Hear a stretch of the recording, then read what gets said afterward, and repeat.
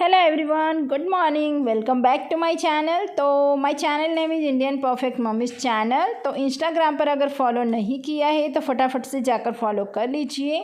और आज मैं आप लोगों के साथ शेयर करने वाली हूँ मेरा मॉर्निंग रूटीन। तो मॉर्निंग में मैं अपना क्लीनिंग किस तरह से करती हूँ वो रूटीन आप लोगों के साथ शेयर करने वाली हूँ। और आज ना मैं मेरे जो सोफ़ा कवर है और बेडशीट कवर है उसे चेंज करने वाली हूँ, बिकॉज़ मैं एक हफ्ते में एक बार चेंज करती हूँ। तो बस मुझे लगा कि थोड़े गंदे हो रखे हैं तो चलो चेंज कर लेते हैं, तो मैं यहाँ पर चेंज करने में लगी थी। तो मेरे चैनल पर अगर आप पहली बार विजिट करे हो, पहली बार आए हो, तो प्लीज़ लाइक करना, मेरे चैनल को सब्सक्राइब करना, और सब्सक्राइब करने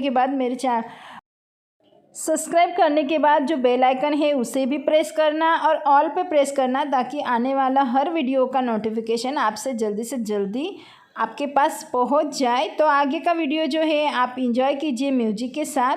आई होप सो आप लोगों को मेरा ये वीडियो पसंद आया होगा। तो चलिए म्यूजिक के साथ इंजॉय कीजिए।